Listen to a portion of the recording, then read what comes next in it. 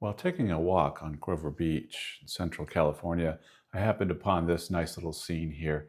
What turned out to be a bathroom, but we can make some changes to that later. But what intrigued me about this was the light color of the building, the structure against the trees, the ice plant and other scattered plants around, and the sky. So I decided to take a picture. I didn't have my paints or anything with me at this time, and then bring it back to the studio and mess around with it.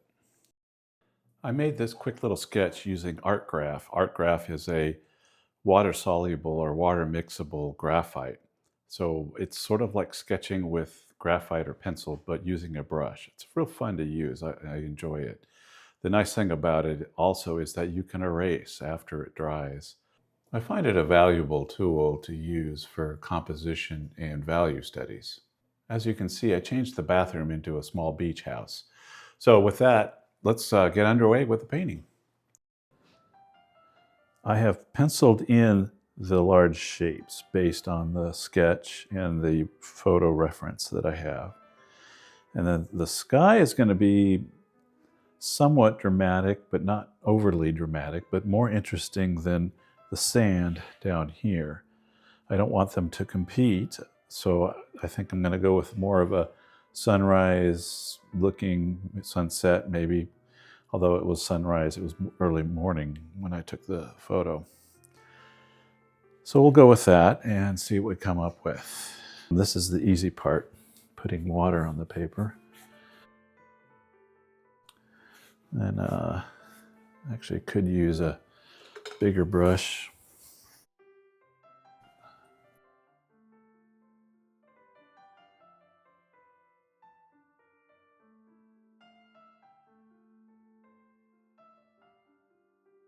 Okay, this is 300-pound Arches paper, and I like that because it stays pretty flat,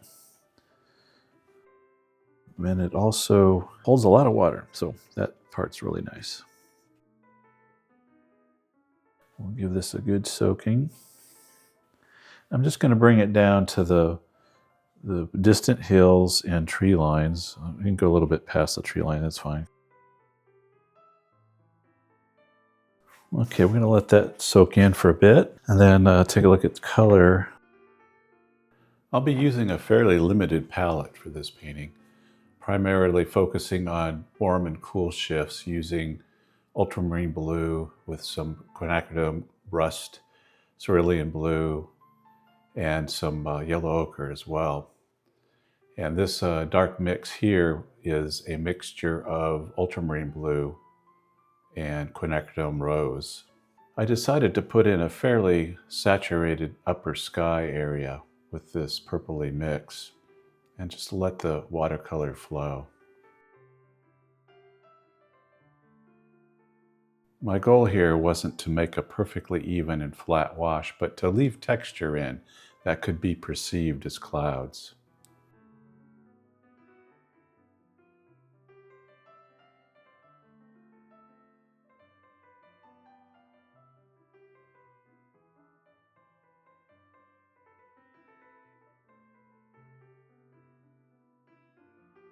Now I'm putting in some of the Cerulean Blue and then yellow ochre after that.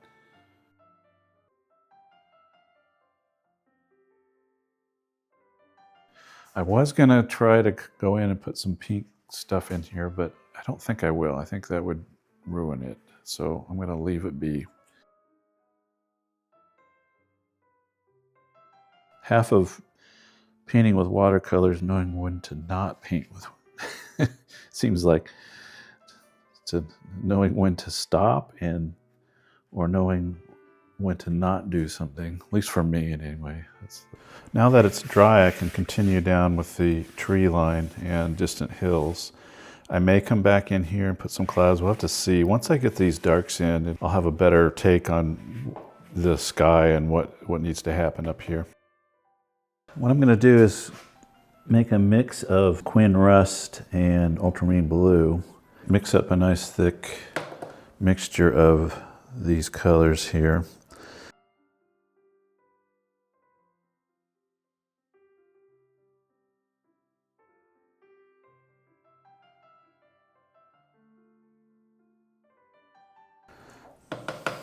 Let's take a look at these distant hills, which will be kind of purpley. So again, we'll get some ultramarine blue. Don't need a whole lot of this, it's not very much. And more of that rose, so very similar color to what we have up in the sky here. We're just going to repeat down below. Echo that. Oh, and before I do anything, I keep forgetting all the things I need to do here. I'm just going to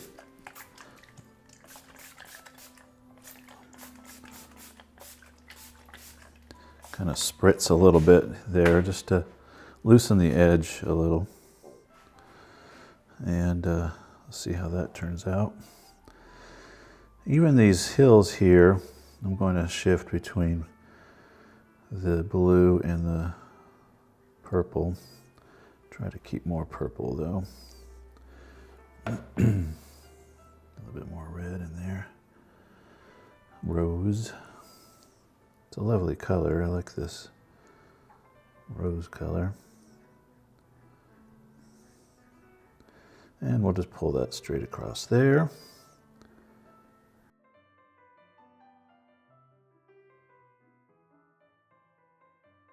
And this kind of just dies off in the tree line in that area there.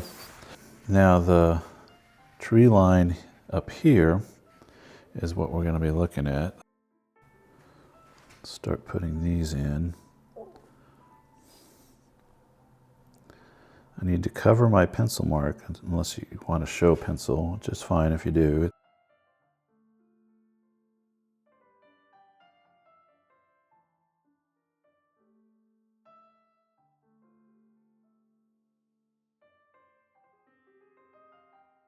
I'm going to pull a little bit of Cad Yellow in to try to green that up a little bit in certain areas.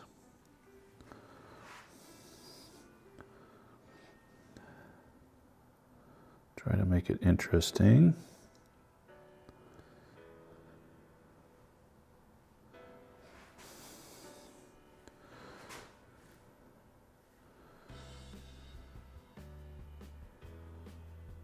It's all about the shapes.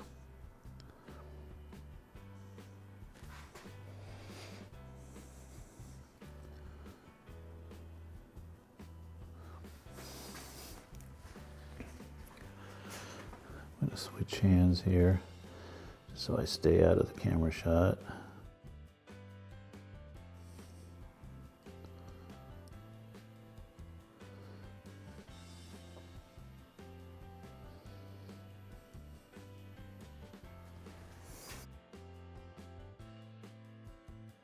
So you can see how we've got the warm to cool, to warm down here, to cool, back to warm. It's a nice trail of hue shifts. And I'm going to pull this down. I'm going to leave a little bit of white space in here for some sand later maybe.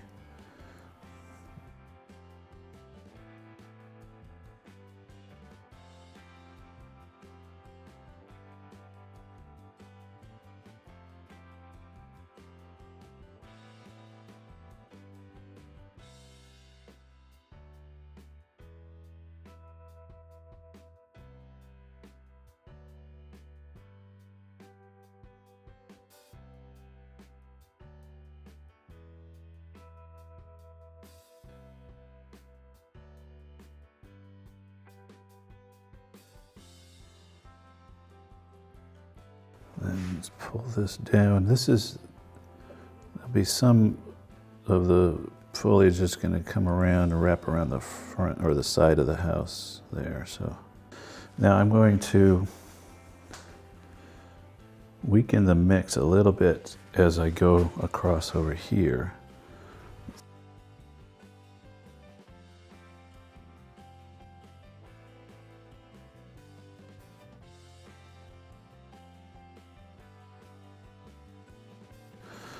Okay, so that's sort of the feel I want for the first run at the foliage of the trees and whatnot.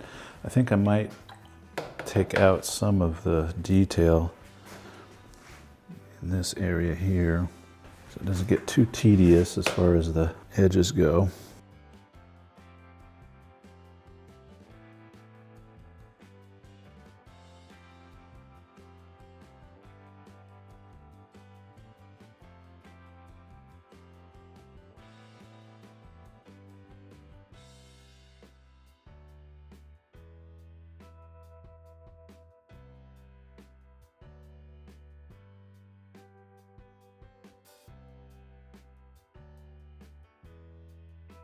So we've got a contrast of lost and found edges, light and dark.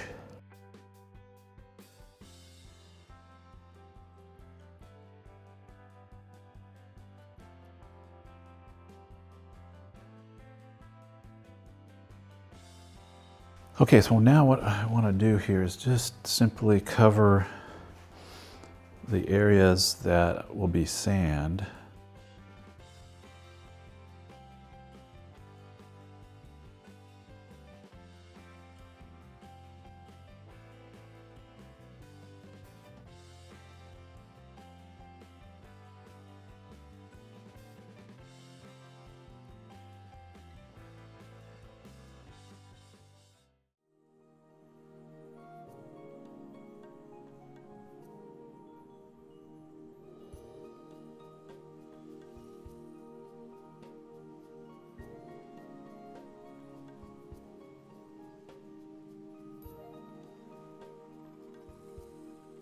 Now I'm going to look at putting in the trees over here.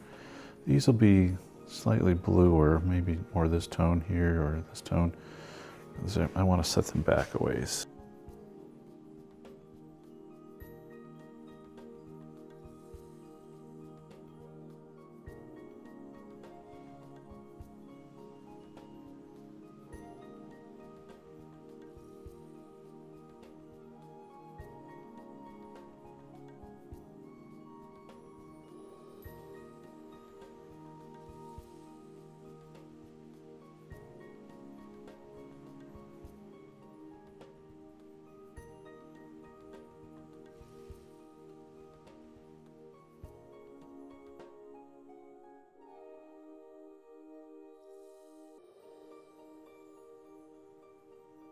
Kind of letting the brush dance around.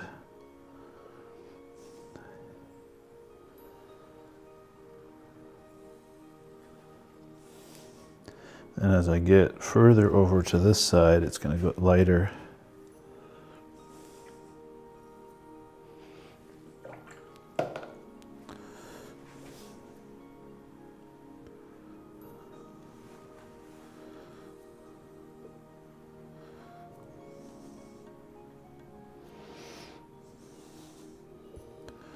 So I want the illusion of sunlight coming through there.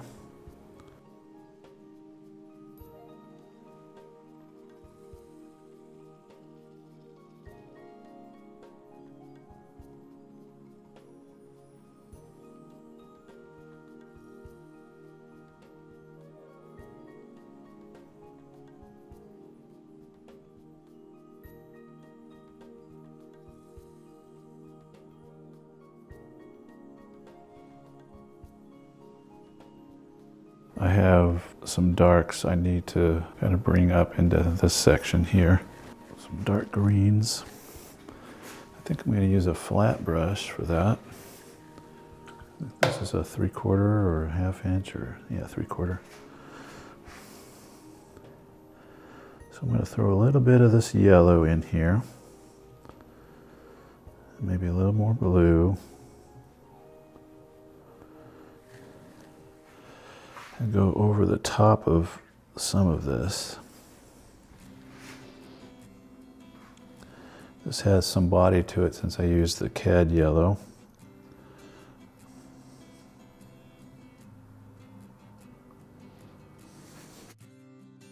Now with the flat brush, it's hard to get an organic edge. So I'm going to switch back to the nice round, fine point round I've got here.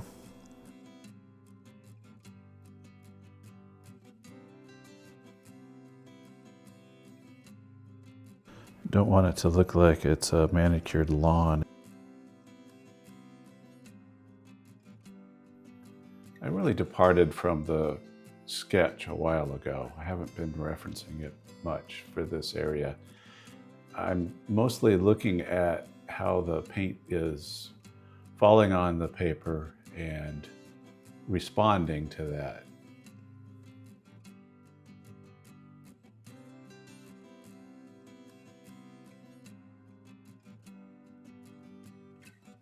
Since hard edges tend to draw attention, I'm trying to blur this to keep the attention more on the beach house and treetops.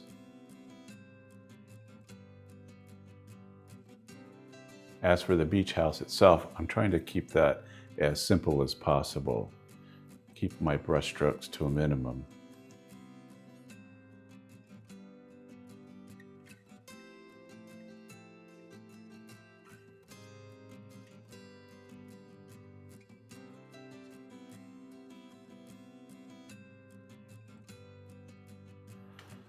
The right-hand side of the beach house, there's facing the light, so I want that to be fairly bright. The mix I'm using is almost just whatever is left in the brush. I'm not really adding much pigment to that at all. Now I'm going to use this Chinese brush to simulate some grass and random foliage. You kind of have to abuse it a little bit on the palette here to get it to create that look.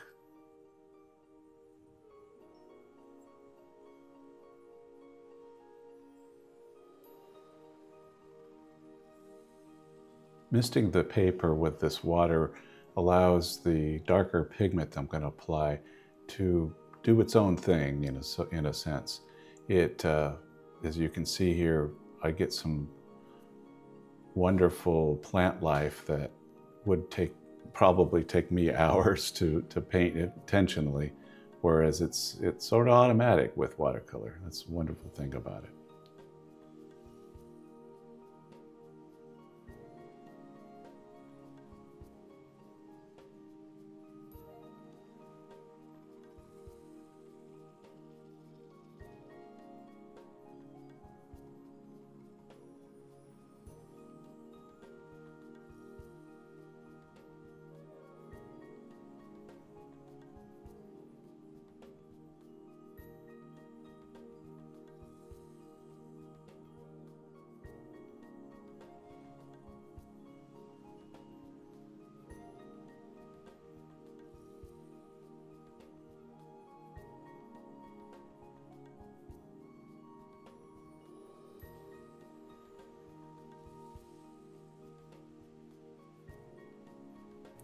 Now I'm going to add in a few more darks, some shadows for the foreground foliage there on the right-hand side.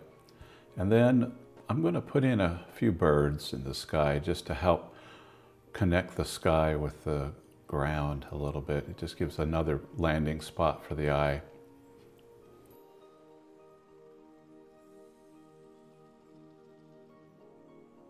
With this watercolor, I wanted to capture that calm, open feeling, the soft light over the dunes and distant hills, and that quiet little house tucked in by the trees. The sky fades from warm to cool, giving a sense of depth and distance. It's really about atmosphere and simplicity, letting color and value do the work and leaving enough untouched for the viewer's imagination to fill in. If this is content you enjoy, please subscribe and give it a thumbs up, and thanks for watching.